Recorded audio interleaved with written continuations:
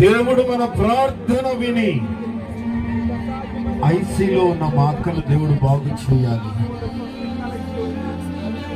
రేపు ఉదయానికి ఐసీలో నుండి బాగుపడి బయటికి రావాలి. అది కేవలం సంఘ ప్రార్థన ద్వారా మాత్రమే సాధ్యం.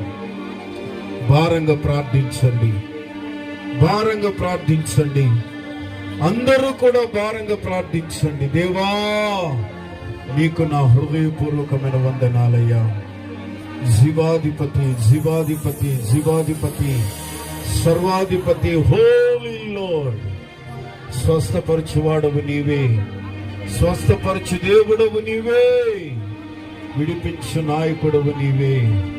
దేవా, స్తోత్రం, స్తోత్రం, స్తోత్రం, స్తోత్రం, స్తోత్రం, స్తోత్రం, స్తోత్రం, స్తోత్రం, స్తోత్రం, స్తోత్రమయ్యా.